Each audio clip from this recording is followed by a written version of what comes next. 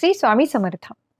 श्री स्वामी समर्थ मंदिरात गेल्यानंतर मी आणि माझी मैत्रीण आमच्यामध्ये संवाद होत होता. माझ्या मैत्रिणीच्या डोक्यावर कर्जाचं ओझं होतं. माझी मैत्रीण मला सांगत होती, "श्री स्वामी समर्थ महाराजांना मी साकडं घालणार आहे, की मला या कर्जातून मुक्त करा." आमचा हा संवाद होताना एक व्यक्ती ऐकत होता. ते व्यक्ती आमच्यापर्यंत चालत आले आणि आम्हाला म्हणाले, की "ताई, तुम्हाला कर्जातून मुक्त व्हायचंय, लक्ष्मी प्राप्ती हवी आहे. तुम्ही श्रीयंत्र घ्या. श्रीयंत्र घेऊन आपल्या देवारात ते स्थापन करा." श्रीयंत्र स्थापन केल्यानंतर तुम्ही दर शुक्रवारी, मंगळवारी श्रीयंत्राची पूजा करा. श्रीयंत्राला अभिषेक करून श्रीसूक्त म्हणा.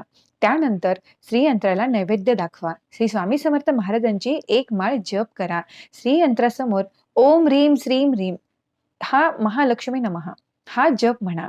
त्या व्यक्तीने हे सांगताच माझ्या मैत्रिणीने श्रीयंत्र घेतले. त्यानंतर ती घरी गेली. श्रीयंत्र स्थापन केले. श्रीयंत्राची यथासांग पूजा केली. त्यानंतर श्रीयंत्रासमोर बसून ओम ह्रीं श्रीं ह्रीं महालक्ष्मी नमः हा जप म्हणून तिने यथोपासना पूजा केली. त्यानंतर तिला लगेचच अनुभव यायला सुरुवात झाली. ती कर्जातून कशी मुक्त झाली हे तिला तिचेही कळले नाही. लक्ष्मी प्राप्ती झाली, घरामध्ये धन, धान्य, समृद्धी वाढली. त्यानंतर तिला असे वाटले, की तो व्यक्ती दुसरा कोणी नसून श्री स्वामी समर्थ महाराज त्या व्यक्तीच्या रूपात तिला भेटले होते. तर स्वामी समर्थ भक्तांनो, ही आहे आपल्या महाराजांची कृपा. तुम्हाला लक्ष्मी प्राप्ती हवी असेल तर हा उपाय तुम्ही श्रीयंत्राचा नक्कीच करा आणि तो उपाय केल्यानंतर काय परिणाम झाला हे मला कमेंट बॉक्समध्ये लिहायला विसरू नका. श्री स्वामी समर्थ भक्तांनो.